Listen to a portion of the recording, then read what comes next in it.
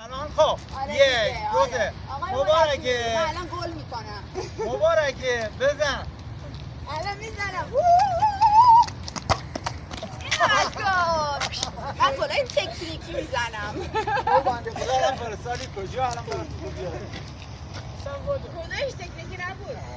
از یعنی گوشه من اصلا مدل گل دادنم اینا. زنه مسی بود. خداییشو. شیطی زد. دمت گرم. خب بیا تو بزن. چرا میده دروازه بند؟ صبح برات سنگ خب بیا خب نفر بعدی بزنه. خودت چی؟ نفر بعدی خب نه بذار این جوونا بزنم بعد. خب یواش بزنید که بنده خدا زیاد اونور نره. یکی پشت دروازه هم میتونه واسطه بگیره. آره تو گفت بگی نوبتی نه یکی پشت درندش کن. من اینجا شماره گیر میکنم. واسه بره. بیا برو. برو بر. ای بر. 1 2 3. آفرین. خب حالا من میزنم. سرمربی تیم ملی. بله.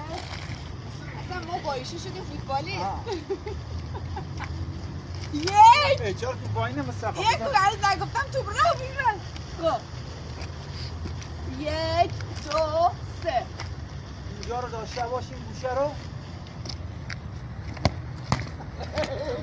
بابا من گل کردم. دم خانوما گرم. سجاد مانده.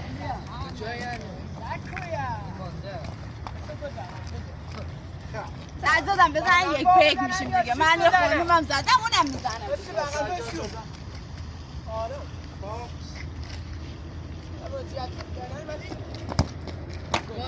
یک بیک تازه پسر. 6 تا پسر من یه دختر. یک بیک شدیم.